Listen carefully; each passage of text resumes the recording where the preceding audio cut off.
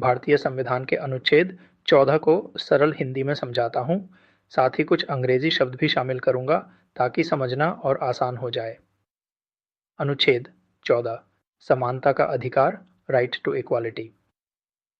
अनुच्छेद 14 कहता है कि भारत के राज्य क्षेत्र में किसी भी व्यक्ति को कानून के समक्ष समानता या कानूनों के समान संरक्षण से वंचित नहीं किया जाएगा। आसान भाषा में, कानून के समक्ष समानता, इक्वालिटी बिफोर लॉ, इसका मतलब है कि कानून के सामने सभी लोग बराबर हैं, चाहे कोई कितना भी अमीर हो, गरीब हो, ऊंची जाति का हो या नीची जाति का, सबके लिए कानून एक जैसा है। Everyone is equal before the law, कानूनों का समान संरक्षण, इक्वल प्रोटेक्शन ऑफ लॉज।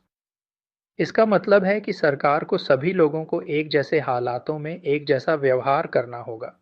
अगर दो लोग एक जैसा अपराध करते हैं तो उन्हें एक जैसी सजा मिलनी चाहिए।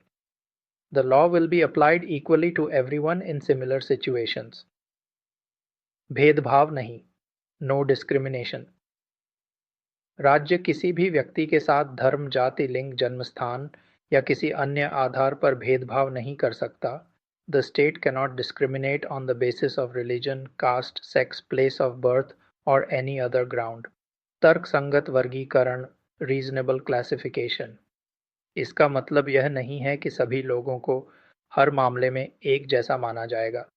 कुछ मामलों में सरकार तर्कसंगत आधार पर लोगों के समूहों को अलग-अलग व्यवहार कर सकती है। उदाहरण के लिए, बच्चों और वयस्कों के लिए अलग-अलग कानून हो सकते हैं, लेकिन यह वर्गीकरण रीजनेबल होना चाहिए, मतलब उसका एक ठोस कारण होना चाहिए। उदाहरण, अगर कोई व्यक्ति चोरी करता है, तो चाहे वह अमीर हो या गरीब, उसे कानून के हिसाब से सजा मिलेगी। सरकार महिलाओं और बच्चों के लिए विशेष योजनाएं बना सकती है, क्योंकि उन्हें विशेष सुरक्षा की आवश्यकता होती है। यह अनुच्छेद 14 का उल्लंघन नहीं है, क्योंकि यह रीजनेबल क्लासिफिकेशन है। मुझे उम्मीद है कि यह स्पष्टीकरण आपको अनुच्छेद 14 को समझने में मदद करेगा।